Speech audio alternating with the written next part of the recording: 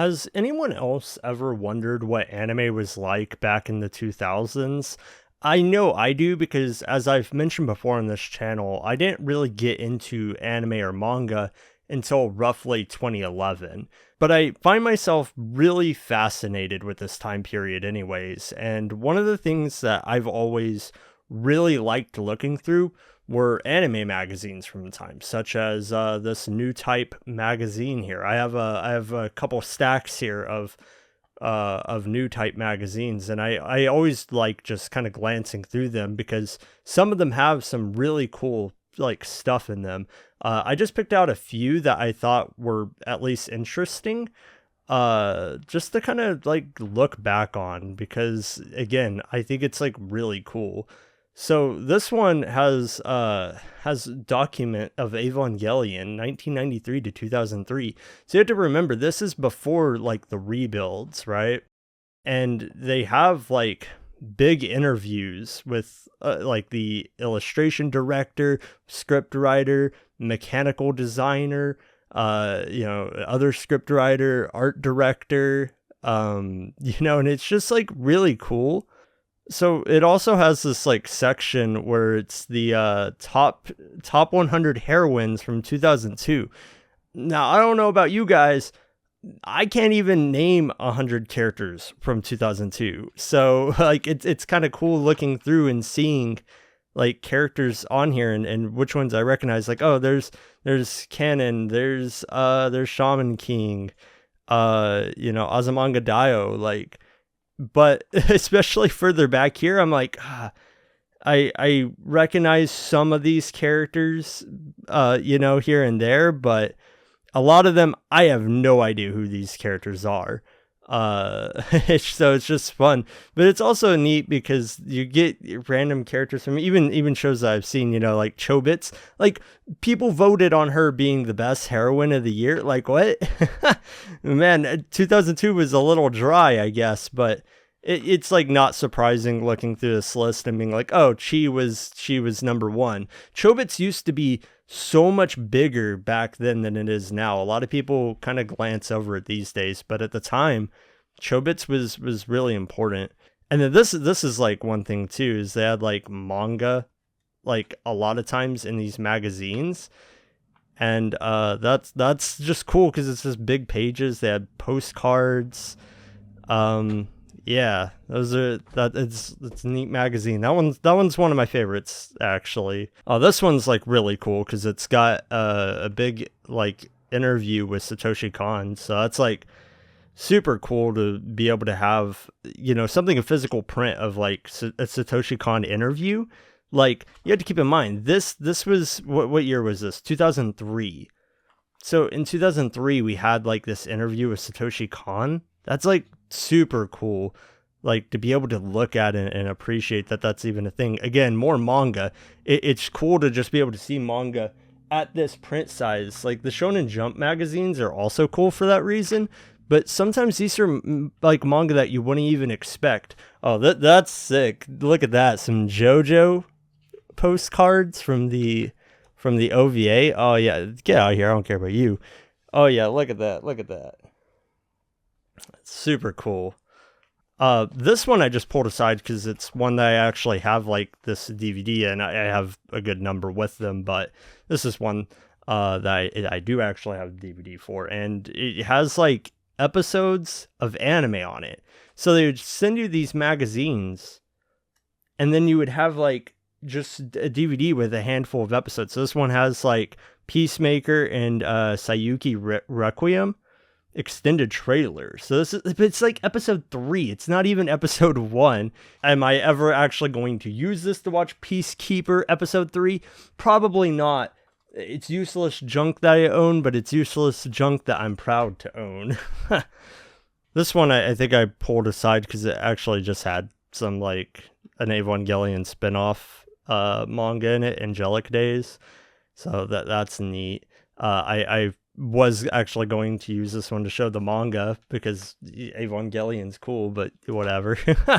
Yeah, neat. Also, I mean, sometimes it gives you an insight to like, wow, it's been that long. This was Final Fantasy VII Advent Children. This is when that movie was like big and coming out and popular, and they were, putting effort into marketing it. It's cool.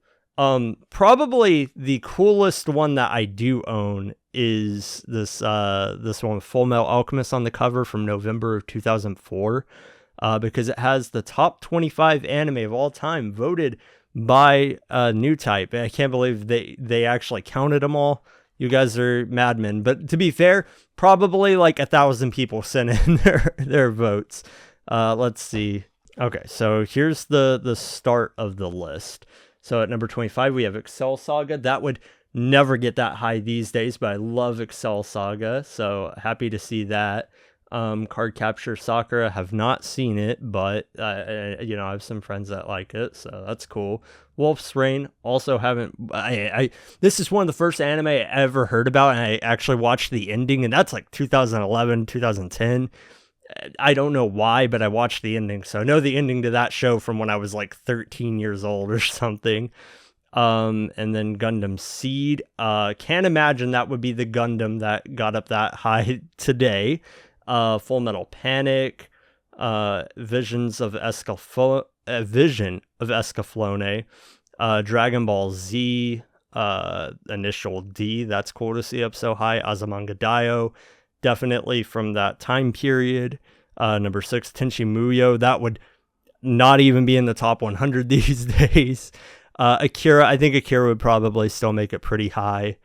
Chobits. That, I love Chobits. I made a video on Chobits. That shit would not be getting number 14 today. Fashugi Yugi. Also, can't imagine that would be number 13 if this poll were done today. Number 12, FLCL. I love me some FLCL. It's one of my oldies.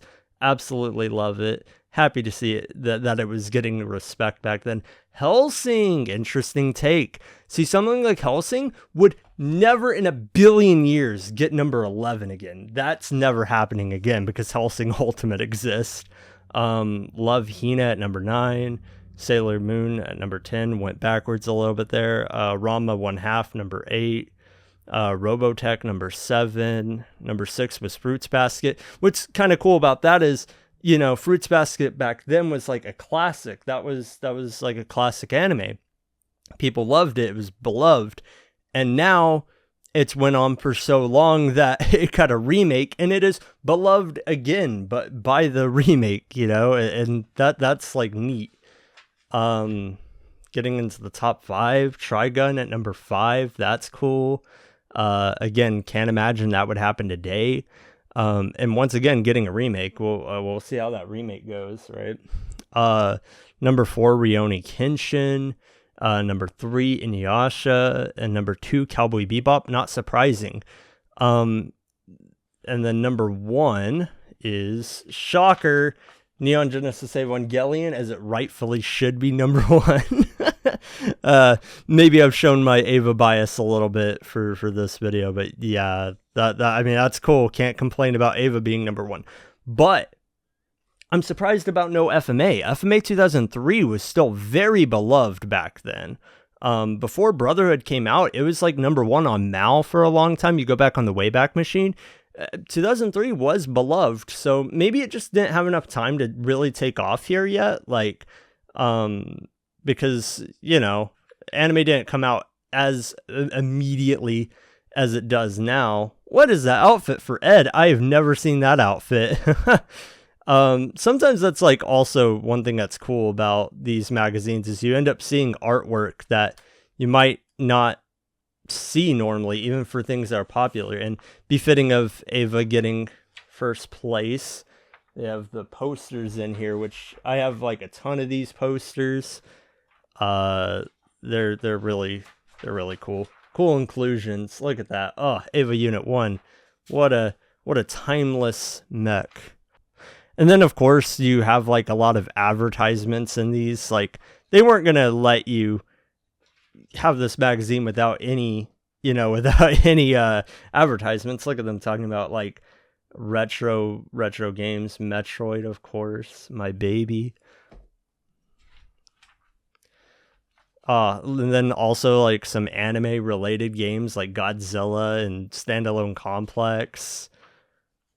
Like, I can't imagine all these are even the greatest either. And then like, oh, you got like manga, are these like manga reviews or summaries? That's kind of neat. Like, because I don't even know what these are. These are obscure by today's standards. Until the Full Moon, like. The thing that's cool about these is you get an insight to what was popular, but you also get an insight to what these companies were trying to market.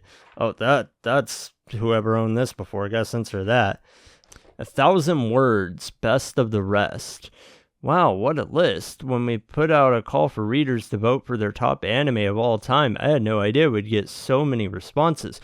We counted 11,758 votes. Dang. Okay, so I was a little bit wrong there. I said 1,000. They got 11,000, proving me wrong. There's also a few other magazines worth noting too, though I don't think any of them are as interesting as Newtype. Newtype definitely dominated this little tiny industry, but you had some that were pretty neat. This one like primarily features posters. This one, Code Geass, was really big and coming out. Oh, Darker Than Black. Oh my god, so many extra pages. Oh, Persona 4 was coming out at the time. That's neat. So yeah, future anime. And then Anime Insider, this was one of the other ones that's a little bigger. A lot of them again had posters in them. Tons of text because, well, it's a magazine, and I guess you're going to sit around and read it for hours if you're buying this, This one I don't think is as interesting to me, but maybe there's some cool stuff in here. Haven't really looked a lot at my Anime Insider magazines, but I have a handful. Maybe I should take the time. And then Otaku USA, these probably come the closest to Newtype in terms of like quality. And then yeah, they had also manga, and they printed them like upside down, I guess, since it's left to right, or right to left rather, is why I assumed they did them upside down. But okay, screw this manga, I gotta take a look at that. Look at that Destroya and Biollante. Oh, look at those beautiful CGI models. Cool stuff. I love Godzilla. Oh yeah, look at that. Look at my Godzilla boy here. Yeah, which one is this? Which god is this? I don't think this is the one I primarily played. Fuck, what's the name of it? I know which one this is. This is not the one I played. I played Melee, not that one. Anyways, cool stuff. I think these are like magazines worth holding on to, just because they give you an insight to not only what anime was like back then, but also what these companies were trying to market, what these companies believed would be successful in the West. And some of them are hit or miss. Some of them clearly stuck around and some didn't. I mean, you look at this and it's like, oh, Naruto. That's not like weird, doesn't seem so out of place. But then, I'm a Goddess, that has like kind of a cult following, but maybe not the most. And then, the more I look through these, I'm like, okay, well, actually, okay, Bleach, Haruhi, oh god, okay, what is this? Tsubasa? Okay, well, that got kind of popular. Eureka 7, okay, a lot of these are classics. Let me get to the point. What is this? Angel Dust Neo. I've never heard of Angel Dust Neo, whatever this is. So, there, point proven. There's some that clearly haven't stuck, and that's just the covers. Inside you get like all kinds of interesting marketing for manga that I've never read before, or previews of manga I've never read before, or marketing for anime that I've never ever seen anyone mention by name. It's just cool looking through these. If you ever get the chance, pick up a Newtype magazine and dig through it and see what interesting stuff might be in there, because they're pretty cool.